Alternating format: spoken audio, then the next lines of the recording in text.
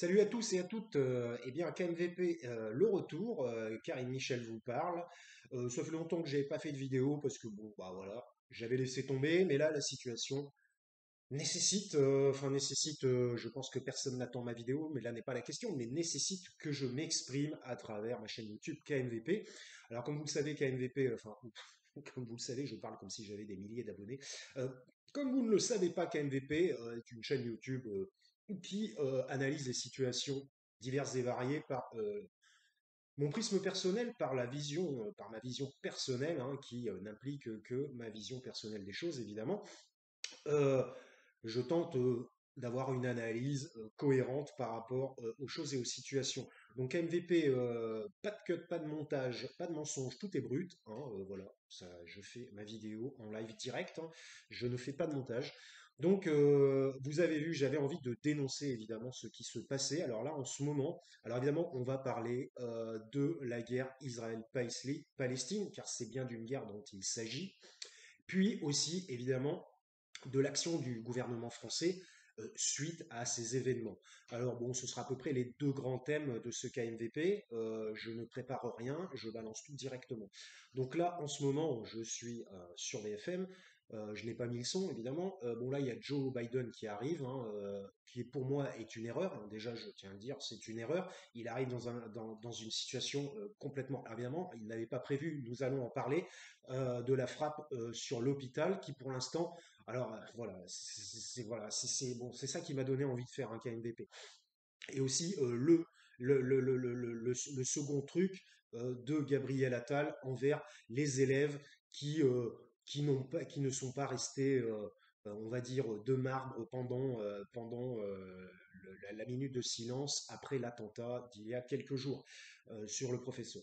Donc bah là, je regarde en même temps un peu BFM TV parce qu'il y a Biden qui arrive. C'est complètement surréaliste. Il arrive dans un pays qui est, on peut le qualifier en guerre. C'est un pays en guerre, hein, suite à l'attaque terroriste du Hamas. Vous voyez, je l'ai dit, hein.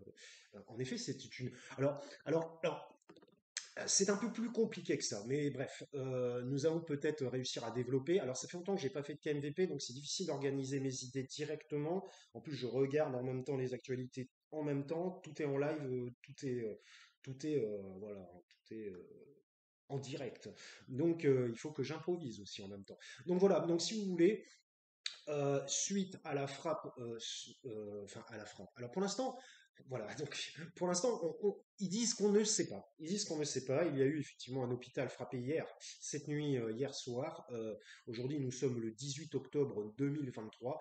Il y a eu une frappe sur un hôpital qui a fait. Alors, bon, moi je prends mes informations sur Twitter et à la télé, et je fais une compilation, je fais un check-up et j'analyse ce qui me semble le plus logique.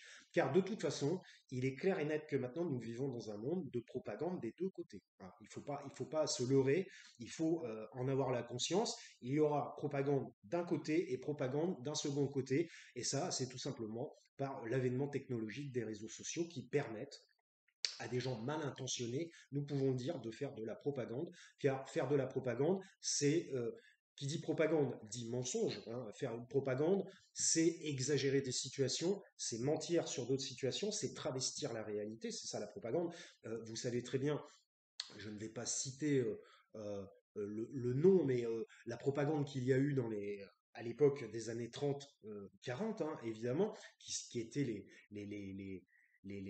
plus propagandistes, hein, qu'on ait connus, hein, jusqu'à aujourd'hui. Enfin, quoique peut-être qu'aujourd'hui, ils vont avoir pire qu'eux, hein, on ne sait pas, puisque l'État français s'enfonce dans une idéologie. Voilà, c'est une catastrophe. La liberté d'expression en France est vraiment mise à mal, et on pourrait même dire beaucoup plus loin, elle est en danger. Voilà, on peut le dire, la liberté d'expression française est en danger, puisque aujourd'hui, nous ne pouvons pas critiquer l'État d'Israël. Moi, personnellement, bon, ok, je m'appelle Karim, ok, pas de souci, j'ai des liens biologiques. Mais moi, je suis français pur, vraiment. voilà, j'ai des liens biologiques sanguins. Donc il y a des gens qui vont dire, bah oui, il s'appelle Karim, donc il prend la défense de, mais ça n'a rien à voir. Je n'ai jamais, enfin voilà, ma vie n'est pas avec les musulmans et tout ça. Donc voilà, donc bref, et je ne parle pas arabe. Donc voilà, la chose est réglée à ce niveau-là. J'ai une éducation purement française. Donc, euh, donc si vous voulez, donc voilà, donc qu'on évite de dire que j'ai une prise de position par rapport. Voilà, donc ça c'est dit. Euh, donc nous avons une double propagande qui est extrêmement forte des deux côtés. Donc à travers cette double propagande, on ne sait plus où se positionner, ce qui est un peu compliqué aussi mentalement pour chacun d'entre nous, puisqu'en fait, ça crée une espèce de bug dans les opérations mentales, dans les opérations intellectuelles, et on ne sait plus à quel sein se vouer en quelque sorte. Moi, bon voilà, bon, je vais arrêter d'essayer d'enrober, j'essaie d'enrober, c'est difficile. Moi, je vais dire, bon, alors, c'est simple, soyons clairs. Effectivement, l'assassinat du professeur il y a 2 jours est un attentat. Voilà, donc ça c'est une réalité, c'est un attentat de type islamiste, effectivement. Euh, Par contre, pouvons-nous dire que, voilà, alors à partir de là, ça va commencer à fâcher probablement, pouvons-nous dire que ce qu'a fait l'État, enfin c'est même pas l'État, bah non, c'est pas l'État islamique parce que eux c'est les terroristes. Ce qu'a fait la Palestine, enfin le Hamas, voilà, je cherchais le terme, est-ce que c'est un attentat?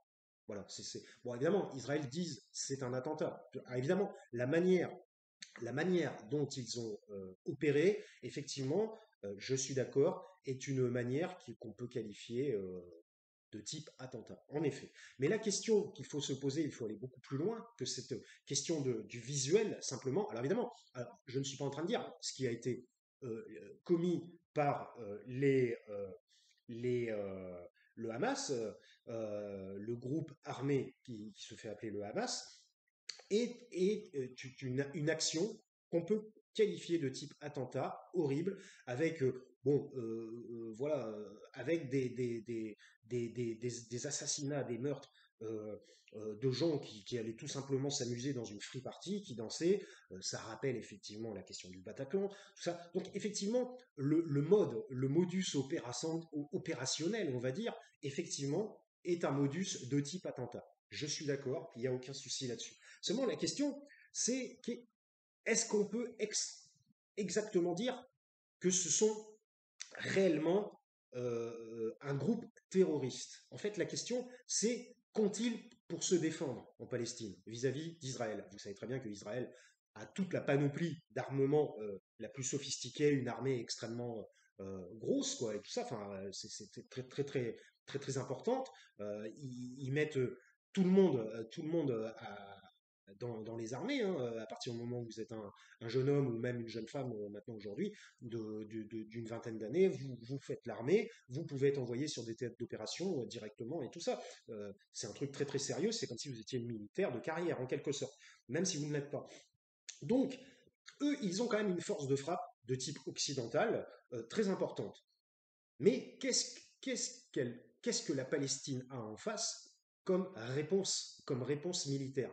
Et en fait, elle n'en a quasiment pas. Elle n'en a quasiment pas, et c'est pour ça que le Hamas est la branche armée de la Palestine. Bon, moi, c'est comme ça que je le comprends, hein, et voilà. Donc, ils utilisent effectivement une méthodologie d'attentat terroriste, en effet, on est d'accord. Là-dessus, la méthodologie est la même, c'est-à-dire ils ont fait des incursions, ils ont tiré sur des civils innocents. Voilà, c'est horrible, je suis d'accord là-dessus, il n'y a aucun souci. Néanmoins, la question c'est peut-on les qualifier de groupes terroristes? Voilà. Puisque en fait, ils n'ont pas d'armée. Leur armée, c'est ça, c'est le Hamas. Donc ils fonctionnent d'une manière différente d'une armée de type occidental. Voilà. Donc ils ont une méthodologie effectivement terroriste, on est d'accord là-dessus. Néanmoins, ils n'ont pas d'armée. Donc en gros, c'est leur armée, en quelque sorte. C'est leur armée. Puisque d'ailleurs, ça s'appelle l'armée de libération de la Palestine. Hein, si vous cherchez un petit peu. Donc, c'est une armée qui utilise des méthodes terroristes. Néanmoins, ça reste l'armée d'un État. Voilà. Alors après, la Palestine n'est pas perçue comme un État par certains. Il y en a qui disent que c'est un État, il y en a qui disent que c'en est pas.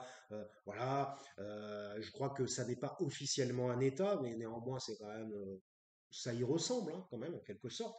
Euh, donc, donc, si on doit faire une analyse sans utiliser l'émotion, l'émotivité de la gravité des actes qu'ils ont commis récemment, en tuant plus de 1500 civils, ce qui est horrible, hein, ça, il n'y a pas de souci là-dessus, hein, on ne revient pas là-dessus, ce qui est vraiment même une erreur, c'est même une faute, je pense, d'avoir agi de cette sorte de la part des Palestiniens, enfin, de la part de l'armée palestinienne, eh bien, est-ce qu'on peut vraiment qualifier, voilà, donc évidemment, moi voilà, c'est une vidéo qui ne passe pas auprès du gouvernement, j'en ai bien conscience, il n'y a aucun souci, mais la question c'est l'analyse réelle des situations. Peut-on vraiment qualifier le Hamas comme un groupe terroriste? Moi je dirais plus que c'est un groupe paramilitaire de la Palestine qui utilise, on est d'accord là-dessus, une méthodologie de type terroriste. Et donc, c'est-à-dire, en gros, c'est des terroristes sans être des terroristes. C'est un peu compliqué. Ils sont à la fois groupe armé, paramilitaire, militaire, officiel, et en même temps terroriste. C'est pour ça d'ailleurs qu'il y a deux visions différentes selon où l'on se place, selon où l'observateur se place. S'il se place du côté occidental, eh bien, ils vont dire c'est des terroristes. S'il se place du côté de la Palestine, d'une vision, hein, je ne parle pas de positionnement personnel, je parle de vision. S'il se place du côté de la Palestine, effectivement, on va dire c'est un groupe armé, quoi. C'était un groupe armé officiel, c'est l'armée de la Palestine. Voilà. Donc, une fois de plus, je viens là, à travers cette démonstration, de démontrer donc que tout dépend de quel positionnement nous nous plaçons. Voilà. Donc voilà. Donc finalement, la question reste non tranchée. Est-ce un groupe terroriste ou est-ce un groupe armé? Et moi, je dis on ne peut pas trancher la question en fait, parce que ça dépend d'où on se place, tout simplement. Voilà.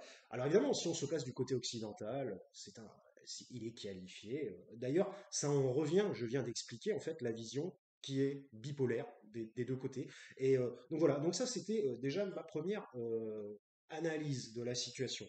Moi, je tente de faire des analyses sans me positionner. Je ne me positionne nulle part et je reste neutre dans mon analyse. À partir du moment où vous allez vous positionner, vous allez avoir un biais de recherche en quelque sorte, un biais scientifique, où vous allez, eh bien, malheureusement, attendre une réponse par rapport à votre désir. Et donc, si vous voulez faire une recherche, une analyse de type qui se rapproche, parce que évidemment c'est pas scientifique ce que je fais là, il n'y a pas de calcul, il n'y a rien, mais qui se rapproche d'une analyse, on va dire, plus constructive, eh bien, il faut vous dessaisir de cet état émotionnel. Autrement, vous pouvez pas être réellement dans la compréhension des phénomènes. Donc après, bon, après, on y arrive, on n'y arrive pas. Je suis d'accord. Donc voilà, donc ça c'est ma première analyse de la situation. Après, nous en arrivons maintenant à une analyse, enfin bon, qui est un petit peu complexe. Enfin complexe, c'est pas l'analyse qui est complexe, c'est la situation. Une analyse où là maintenant, voilà, donc là suite à ça, comme vous le savez, il y a eu une réponse d'Israël et une réponse très très forte. Pour l'instant, nous en sommes au 18 octobre, il n'y a pas eu encore d'incursion militaire au sol pour le moment. Ils l'ont annoncé, pour l'instant ça n'est pas arrivé. J'imagine qu'ils doivent un peu flipper en quelque sorte, je pense. Et ils n'ont fait que des bombardements qui sont massifs. Il a été dit qu'il y a eu 2000 Palestiniens qui ont été tués. Mais bon, personnellement, vous voulez que je vous dise, moi pour moi, vous pouvez monter à 3-4 000 largement, je pense. Voilà. Euh, sur Twitter, par exemple, j'ai vu que dans l'hôpital de Gaza, il y avait plus de 500 morts. Là, j'ai vu à BFM au moins 200. C'est-à-dire que, vous voyez, on a une réduction inconsciente, volontaire, ou voire même consciente, hein, volontaire. Tout dépend du côté où l'on se place. Et c'est ça la propagande, en fait. La propagande, c'est ça. C'est réduire ou augmenter les chiffres, ce genre de choses. Donc, par exemple, de toute façon, je voulais parler de Darmanin un petit peu aussi. Darmanin, vous voyez bien, par exemple, quand il y a une manifestation, la manifestation, elle va dire, nous sommes, je dis un chiffre au hasard, nous sommes 1000, et Darmanin va dire, ils étaient 300. Donc, on est exactement dans les mêmes, je dirais même à des niveaux différents, effectivement. Mais nous sommes exactement dans les mêmes situations psychologiques, dans les deux cas, dans les mêmes opérations mentales. Donc, donc voilà, donc déjà, si vous voulez, eh bien, en fait, tout va dépendre du côté où vous vous positionnez, ce qui est un peu compliqué puisque finalement l'accès à la vérité est très difficile et quasiment impossible. Euh, les gens se rejettent constamment la faute et nous voyons ce même type de comportement limite dans notre vie de tous les jours, les uns avec les autres. Donc voilà, finalement, l'humain reste un humain, hein, qu'il se situe à un niveau, euh, on va dire, politique, international, ou alors à notre petit niveau, vous et moi, de relation avec son environnement et des gens, tout simplement. Un humain reste un humain. Et justement, c'est pour ça que les castes n'existent pas, hein, finalement. Enfin bref, c'est autre chose. Donc si vous voulez, là, nous avons un hôpital qui a été détruit et Israël dit que ça n'est pas eux. Voilà. Alors j'ai envie de dire, qu'est-ce qui nous pousserait à les croire? Puisque évidemment, leur but, évidemment, eux, ça les arrange de dire que c'est pas eux. Parce que s'ils disent oui, nous avons détruit un hôpital, nous avons fait plus de 500 morts, des civils, des enfants et tout ça, effectivement, en fait, c'est la question de l'opinion populaire nationale qui est en jeu. Chaque groupe veut. Alors après, je ne pense pas que les groupes, on va dire, arabo-palestiniens, ils cherchent pas forcément à mettre la population de leur côté. Ils sont plus enclavés dans leur religion et ils cherchent juste à avoir le soutien. Alors après, juste, pas forcément, mais en particulier avoir le soutien du monde arabe. Tandis que les Occidentaux cherchent à avoir le soutien de tout le monde, en quelque sorte. Ils cherchent le soutien de tout le monde. Donc ils ont une propagande qui est assez forte. Donc évidemment, euh, la première chose, ça a été de dire que ça n'est pas eux. Voilà. Alors pour l'instant, nous en sommes là.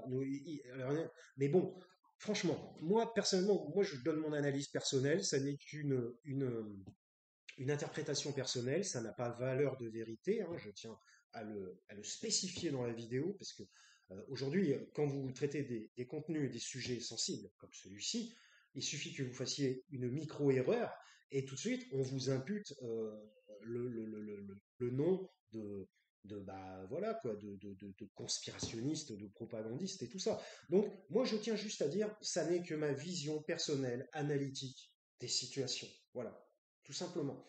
Et donc effectivement, je peux me tromper, il n'y a aucun souci et je l'accepte. Néanmoins, je cherche à analyser de manière objective la situation. Donc là, euh, nous avons eu une destruction, on ne sait pas encore, enfin on ne sait pas, moi j'ai ma petite idée, on ne sait pas encore d'où provient cette destruction. Alors, j'ai envie de dire, Israël a-t-elle déjà menti sur un phénomène de ce type? Oui, c'était l'assassinat de la journaliste, je ne sais plus trop, je crois qu'elle était palestinienne ou israélo-palestinienne, parce que ça existe, hein, des gens qui viennent des deux côtés. Euh, bon, bref, cette journaliste qui a été lâchement abattue alors qu'elle essayait de faire son métier. C'était l'année dernière environ, je ne sais plus trop, il y a 2 ans, vous pourrez vérifier. Je ne sais plus comment elle s'appelait, je suis désolé. Je n'ai pas traité, je n'ai pas travaillé mon sujet en amont. Euh, donc voilà. Alors au début, c'était pas les Israéliens. Donc ils ont attendu que l'affaire se tasse. Euh, c'était pas eux. Et puis ben pendant 2 3 mois, rien. Ça passe à autre chose. Puis tout d'un coup, au bout de 3 mois, devant l'évidence des multiples preuves de tous côtés, eh ben ils ont fait un communiqué. Mais 3 mois après, j'ai envie de dire, on est passé à autre chose. Vous voyez la technique? Il y a des techniques, c'est une technique ça. Et là, ils ont dit oui, effectivement, c'était un tireur de l'armée israélienne. Donc, j'ai envie de dire, peut-on les croire? Puisqu'ils ont déjà menti sur, au départ, ils ont dit oui, une enquête est en cours. Alors ça, vous savez, c'est comme dans toutes les grosses structures. Par exemple, dans un hôpital, c'est pareil. Vous avez une personne, parce que bon, moi, ça m'est plus ou moins arrivé, qui décède quelques jours. Moi, c'était ma mère, hein, tranquille, hein, qui décède quelques jours, 6 jours après son arrivée. Bon, elle n'était pas en très bon état. Il faut dire la vérité. Bah, non, c'est pas de notre faute. C'est pas de notre faute. Elle est arrivée, elle est morte. Mais nous, on n'a rien à voir. Oui, on a fait quelque chose, mais c'est pas ce qu'on a fait, évidemment. Bon, elle a été gavée de morphine. Je crois bien que c'était, disons-le, je pense que c'était une euthanasie, hein, finalement, voilà, non dite, voilà. Bon, bref. Mais non, mais c'est pas nous. C'est pas nous, on n'a rien fait. Ils font des choses, ils font des choses, ils ont des actions sur des phénomènes, et après, quand l'action arrive à un gros problème sur le phénomène, après, ben non, c'est pas nous. Ben, vous avez fait quelque chose, il me semble, non? Vous venez d'avoir une action. Alors pourquoi vous dites que c'est que vous êtes hors responsabilité? C'est peut-être vous, c'est peut-être pas vous, on est d'accord, mais c'est peut-être vous quand même. Donc vous voyez, c'est exactement la même situation en ce moment avec l'hôpital de Gaza. Donc il y a des actions qui sont perpétrées par l'État d'Israël, des frappes, des bombardements massifs depuis 3 jours sur la Palestine. Et après ils vont dire ah mais non c'est pas nous. Bon, il y a quand même des bombardements massifs. Donc effectivement, la logique, si on réfléchit, il n'y a même pas besoin de réfléchir. Même un imbécile peut le comprendre. La logique veut que ça eût été un bombardement. Voilà. Ou alors, c'est peut-être une erreur de bombardement.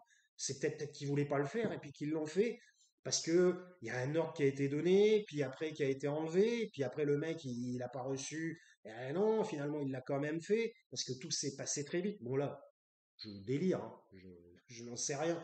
Mais bref, il est quand même logique que nous pensions que c'est dû à un bombardement qui n'aurait pas dû avoir lieu. Donc là, en ce moment, ils disent non, c'est pas eux, c'est pas eux. Alors donc, bah voilà. Seulement, le problème, c'est qu'à travers ça, ils vont dire, ouais, une enquête est en cours, mais l'enquête prend énormément de temps, et après, ça efface le problème. C'est-à-dire, on passe à autre chose, parce qu'il y a un autre problème qui va venir, et qui va venir se greffer derrière, et donc qui va éloigner le problème de départ. Résultat, bon, j'espère que vous me comprenez bien, j'essaie de bien expliquer, non pas que je pense que vous soyez idiot, mais j'essaie de vraiment développer ma pensée au maximum pour qu'on essaie de comprendre ce que je veux dire.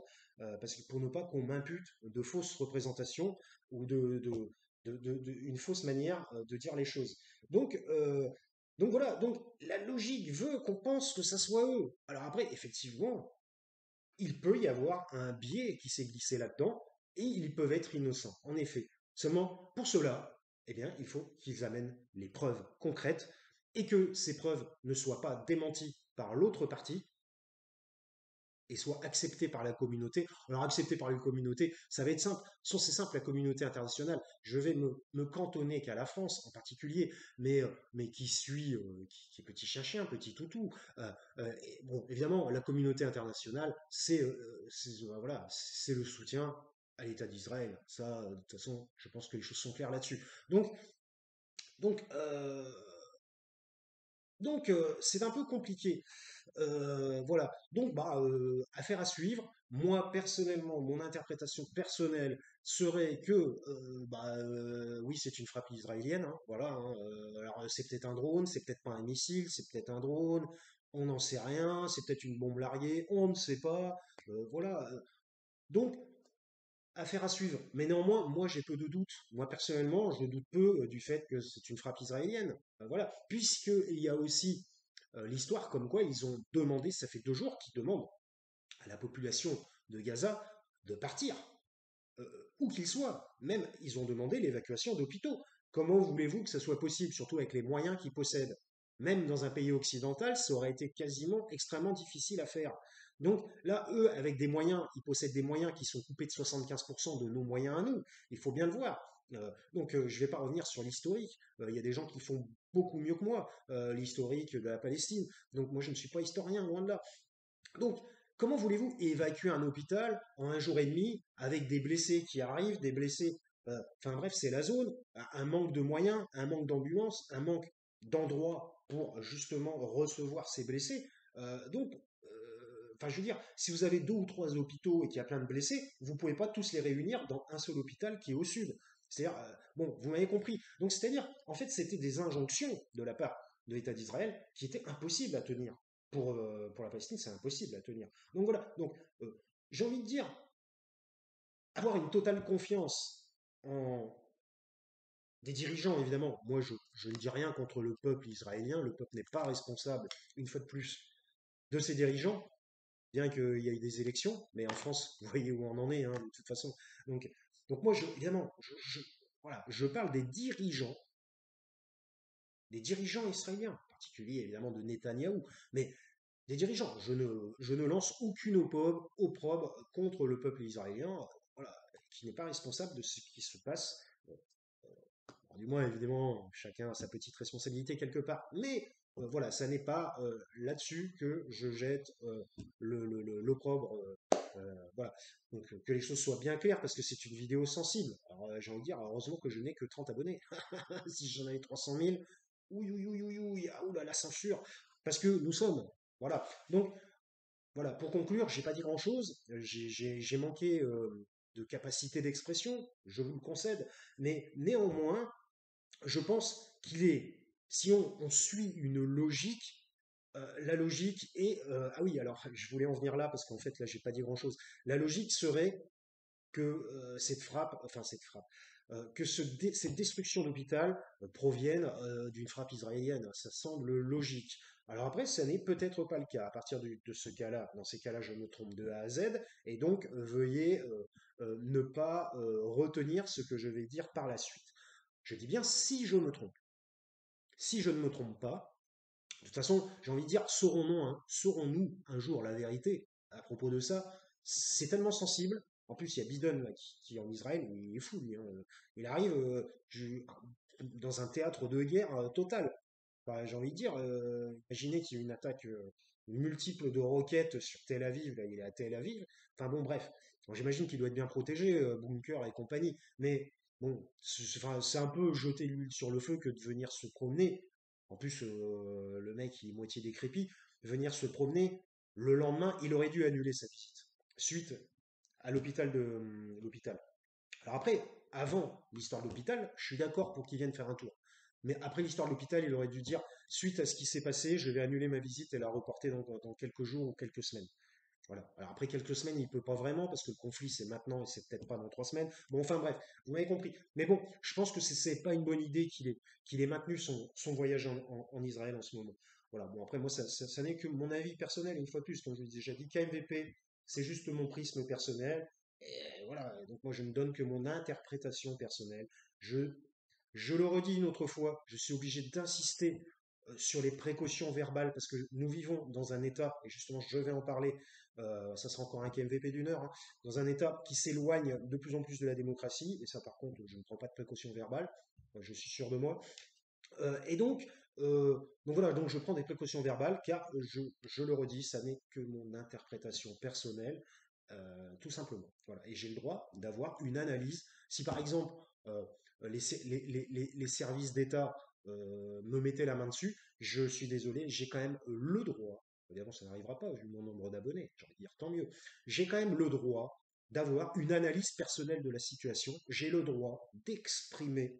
Nous sommes en démocratie, en théorie, hein, en France, et j'ai le droit d'exprimer publiquement, étant donné que je ne fais aucun appel à la hache, aucun trouble à l'ordre public, je ne suis pas dans la rue en train de crier, et encore normalement on a le droit, ça s'appelle une manifestation. Mais enfin bref, donc, je suis en droit d'avoir mon analyse personnelle et de la partager sur YouTube, tout simplement, puisque YouTube permet ceci. C'est sa fonctionnalité de faire cela. Donc voilà. Alors après, bah, évidemment, hein, il n'y a pas que des chaînes d'analyse sur YouTube. Loin de là. Mais donc voilà, je tiens à dire que j'ai ce droit inaliénable de faire ceci, tout simplement. Non, mais parce que à partir du moment où on ne prend pas la position dominante, tout d'un coup on commence à se faire harceler. Vous voyez, l'État n'arrête pas de vouloir combattre le harcèlement, mais ils sont eux-mêmes je dirais, ils tombent eux-mêmes dans le piège du harcèlement, puisque bah, en ce moment la France insoumise est complètement harcelée puisque vous savez qu'elle n'a pas dit attentat terroriste pour le Hamas, un machin, tout ça. Moi, justement, vous avez vu mon point de vue de départ. Voilà, c'est plus compliqué que ça. Euh, et donc, là, en ce moment, il y a quasiment un harcèlement de la France insoumise à l'Assemblée nationale et sur les réseaux sociaux par les députés de droite, hein, les députés, les républicains, les députés macronistes, et les députés lepénistes, c'est-à-dire bah, tout le monde, hein, quasiment tout le monde hein, est contre LFI. Même, vous avez vu, ça a créé une scission de la NUPES. Bon, moi j'ai envie de dire, j'en ai rien à foutre. J'en ai rien à foutre parce que La NUPES, c'est pas LFI, en fait. Donc voilà. Donc, euh, oui, alors, vous aurez compris qu'effectivement, je me positionne, mais je ne suis pas un fervent, comment dire, un fervent militant. C'est juste que mon âme, ma sensibilité se positionne plus vers là. Donc c'est pour ça que je me positionne vers là. Mais je ne suis pas un militant, voilà, du moins pas pour le moment.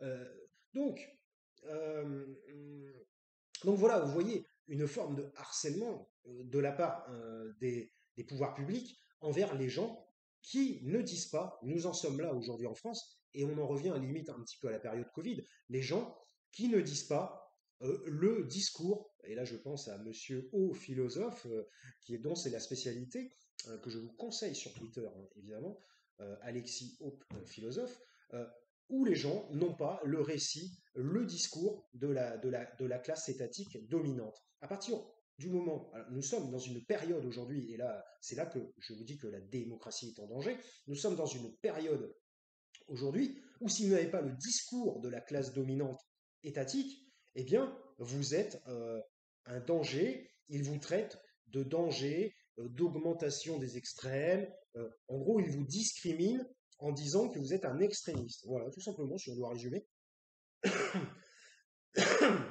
Là, il y a Biden et Netanyahou qui se font la petite bisette. J'ai bien envie de mettre un petit peu le son, mais j'ai envie de dire, bon, ouais, c'est dommage, c'est en live. C'est dommage, je devrais peut-être couper et reprendre le KMV. Ouais, non, parce que j'ai pas avoir envie de le faire après. Le contexte est extrêmement difficile, extrêmement tendu, avec l'attaque contre l'hôpital de Gaza. Bon. Il n'y a pas grand-chose à dire, mis à part qu'ils sont en train de se faire des petites papouilles, hein, tous, hein. Donc on voit bien qu'ils sont tous dans le même camp, hein, de toute façon, hein.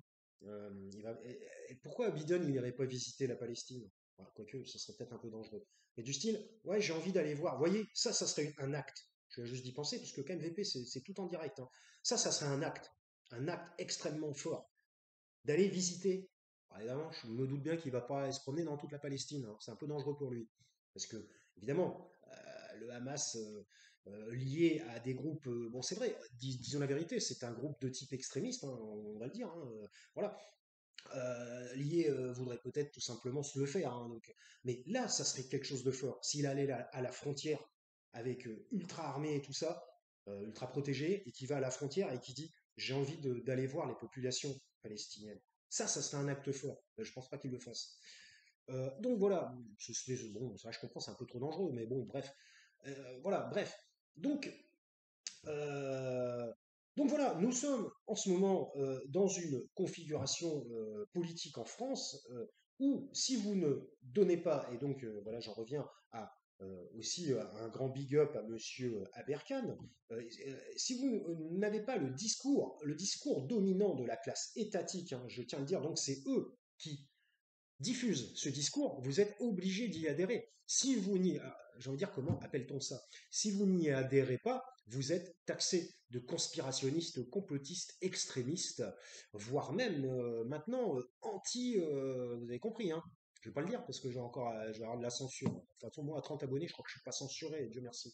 Donc, aujourd'hui, on est vraiment, c'est soit vous vous placez, on est vraiment dans l'ordre impérial, hein, c'est l'empire, hein, c'est Star Wars, hein, c'est soit vous vous placez avec le dominant et donc bravo, bravo, on vous tape, fait une petite tape sur le dos et on vous dit tu es sympa et puis on t'aime bien, ou soit vous refusez de vous placer derrière le discours qui est propagandiste, disons-le, c'est de la propagande. Des deux côtés, je l'ai dit, propagandiste de ce discours, et là, vous êtes taxé d'extrémistes, de complotistes, d'anti-républicains. J'ai envie de dire, c'est eux qui ont le monopole de la République, avec le nombre d'affaires, que ce soit les républicains avec un ancien maître, Nicolas Sarkozy, mis en examen 3 fois en cours de condamnation, parce que maintenant il en est rendu au Conseil d'État. Il a passé le premier truc, l'appel, tout a été niqué pour lui. Il en est au Conseil d'État.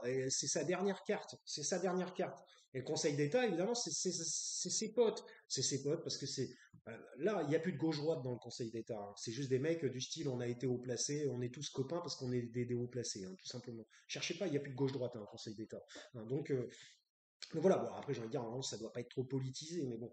Enfin bref, donc il n'y a plus que le Conseil d'État pour le sauver, lui. Et c'est des mecs, parce que là j'en ai vu un sur Twitter, je ne vais pas donner son nom, parce que si on donne le nom, et ah, c'est appel, harcèlement, machin, c'est n'importe quoi, on ne peut plus donner un nom aujourd'hui, on n'a plus le droit de dire un truc.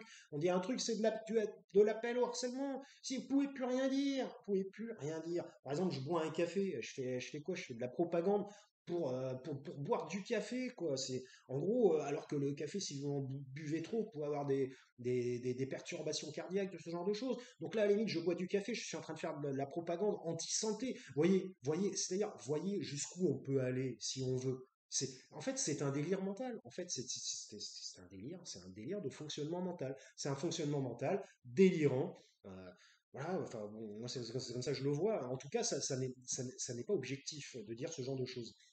Et donc, ce personnage-là des Républicains, qui est sur Twitter, vous le reconnaîtrez peut-être, voilà, ça démarre par un R, voilà, ce personnage-là est en train de dire que ceux qui se placent, voilà, se placent, entre guillemets, qui ont, on va dire, une émotion envers le peuple palestinien qui se fait laminer en ce moment, hein, disons-le, hein, il y a plus de 3000 morts, hein, évidemment, qui se fait bombarder à foison, eh bien, ce sont des gens qui sont anti-républicains, qui sont anti-Israël, que ce sont des gens qui sont anti-S, que ce sont des gens qui font monter le terrorisme. Enfin, c'est fou, quoi. C'est dingue de dire les choses comme ça. Moi je le dis, ce type est dangereux. Et ce mec-là est un élu. C'est un élu, les républicains. Il est dangereux, voilà. Et il dit que c'est les autres qui sont dangereux. Je l'ai dit 15 000 fois dans les KMVP si vous en regardez d'autres. J'adore cette phrase des enfants, cette maxime infantile qui dit celui qui dit, c'est celui qui y est. On dit souvent la vérité sort de la bouche des enfants. Donc voilà, j'adore cette maxime parce qu'au fur et à mesure de ma vie, j'ai remarqué qu'elle était vraie, qu'elle était réelle. Donc voilà, donc c'est assez amusant. C'est souvent celui qui dit hey, qui vous taxe de ceci, cela. En fait, c'est lui qui est comme ça. En fait, il ne fait qu'une projection, on appelle ça une projection en psychologie clinique. Il ne fait qu'une projection de son intérieur sur les autres. Voilà, tout simplement. Ce qui est un phénomène psychologique naturel, normalement. Mais quand il est utilisé à outrance et utilisé d'une manière non contrôlée, on peut parler de phénomène psychopathologique. Donc, donc voilà, donc nous sommes aujourd'hui dans un... Et je vais en venir par la suite à la dernière chose que je voulais dire, bah voilà, ça sera encore un KMVP d'une heure, hein, désolé, un peu déconstruit parce que j'en ai pas fait depuis 2 mois, puis pour tout vous dire, j'ai plus trop la tête à faire ce genre de choses, ou en plus ma chaîne ne décolle pas, donc quel intérêt, j'ai envie de dire. Mais voilà, c'est aussi un besoin de m'exprimer de ma part, et j'espère que ça peut vous intéresser ce que je raconte, voilà, au moins un certain moment. Et donc je vous remercie de regarder le KMVP, et si vous pouvez mettre un petit like, et ben ça sera encore mieux, c'est super. Euh, donc, donc, si vous voulez, nous sommes dans une phase, voilà, et je voulais parler de la deuxième truc, hein, je trouve pas le terme, donc, on va aller plus vite. Deuxième truc, vous savez, pendant la minute de silence, des gamins, je veux dire, est-ce que les gamins comprennent bien ce qui se passe? Bon, évidemment, ils ont compris qu'il y a eu un attentat, un meurtre odieux et tout ça, ok. Mais j'ai envie de dire, est-ce qu'ils comprennent bien ce qui se passe géopolitiquement? Est-ce que à 12 ans, on comprend la géopolitique arabo-palestinienne? Je pense pas, personnellement. J'ai même envie de dire, on s'en fout à cet âge-là. On pense à autre chose. Et justement, vouloir les plonger dans ces choses horribles, ça n'est pas positif pour un gamin. Ça n'est pas positif. Il faut laisser encore l'innocence aux enfants, justement, toutes ces histoires, de leur expliquer la sexualité, je sais pas quoi. J'ai envie de dire, c'est aux parents de le faire. C'est à la famille de traiter ce genre de phénomène. Ça n'est pas à l'école. L'école ne doit pas s'immiscer. Maintenant, il y a une perméabilité de tout, de tout. C'est-à-dire, l'école s'immisce dans la famille s'immisce aussi dans l'école, hein, parce que des groupes de parents qui ont droit à des revendications, tatati, tatata. C'est-à-dire, il n'y a plus, les choses ne sont plus cloisonnées. Là, c'est au sens positif. C'est-à-dire, une chose est une chose est une autre. Tout est mélangé aujourd'hui. On a une perméabilité, on ne sait plus. A vaut B, B vaut A, 2 vaut 4, 4 vaut 2. Voyez ce que je veux dire? Par exemple, un homme est exactement pareil qu'une femme, une femme est exactement pareil qu'un homme. Je parle sur le plan biologique, hein. Je ne suis pas en train de dire hein, sur le plan social. Plan biologique, une femme est pareille qu'un homme. Certains hommes, je ne voulais pas parler de ça, hein, certains hommes disent qu'ils ont leurs règles aux États-Unis. Mais tu n'as pas d'utérus, tu n'as pas de règles, tu n'as pas d'organes féminins, tu n'as pas de règles, c'est logique, non? C'est comme si les femmes pouvaient sortir du liquide. Enfin, oui, elles en sortent, ok, mais vous avez compris, parce que je ne veux pas donner les mots, mais bref, vous m'avez compris. C'est comme si une femme pouvait sortir le liquide blanc. Mais non, biologiquement, c'est une femme. Elle a un utérus. D'ailleurs, c'est bien pour cela que l'espèce existe et que la reproduction existe. Bon, enfin bref, on est dans un monde de psychose. Je vous le dis. Ben voilà. Psychologiquement, psychopathologiquement, nous nous retrouvons, 40 minutes c'est un peu long, je suis désolé, je commence à partir dans des digressions, nous nous retrouvons dans un monde psychotique. Voilà, c'est un monde psychotique. Alors la psychose, qu'est-ce que c'est? C'est j'allais dire le déni de réalité. Non, c'est autre chose, mais ça peut être une forme de déni de réalité. Mais c'est un changement, on va dire c'est un changement, c'est une reconstruction, disons-le, carrément une reconstruction de la réalité. C'est-à-dire, vous avez la réalité, la personne psychotique, qu'on va qualifier de psychotique, n'a pas la même réalité que la réalité environnante, qui est, on va dire, acceptée par tous. Voilà, une personne psychotique pourra très bien vous dire je n'habite pas sur Terre, je suis sur une autre planète, et tout ça, ainsi de suite. Pour lui ou pour elle, ça sera vrai. Néanmoins, les autres vont dire il est complètement fou. Voilà, d'où le terme de folie.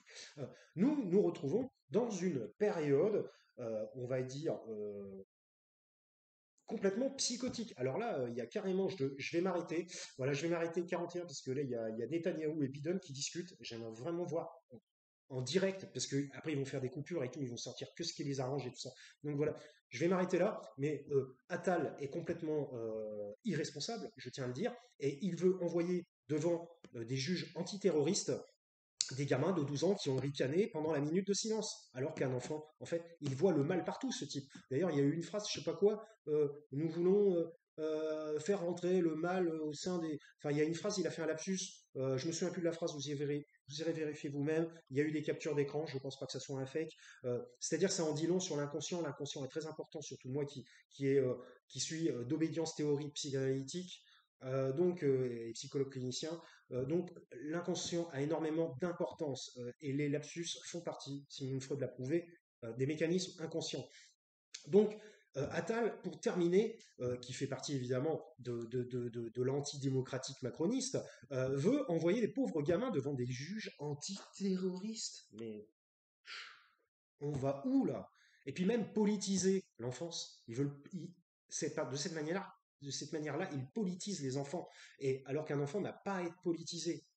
Autrement, autant leur donner le droit de vote à 8 ans, hein, je veux dire. Donc c'est du grand n'importe quoi. C'est une utilisation encore abusive de procédures antidémocratiques.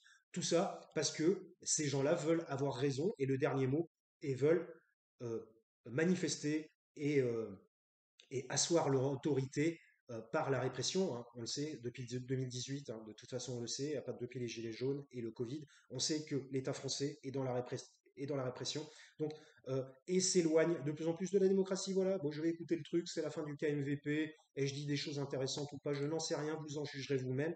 Je vous remercie de m'avoir écouté. Voilà, abonnez-vous si ça vous intéresse, je vais peut-être sortir une vidéo de temps en temps. Autrement, il y a 100 vidéos. Si vous avez envie de passer le temps, vous avez rien à foutre, ça machin, vous avez rien à faire, vous dites tiens, j'ai envie d'écouter un mec qui blablate dans le vide, eh bien, n'hésitez pas, écoutez d'autres vidéos. Voilà, j'étais un petit peu plus agressif à l'époque, hein, ma mère était juste décédée et tout ça, j'en voulais au monde entier, mais voilà, j'ai envie de dire, le fond n'a pas changé, hein. Donc, je vous remercie de m'avoir écouté, c'était KMVP, voilà, portez-vous bien, à la prochaine, et puis méfiez-vous des propagandes.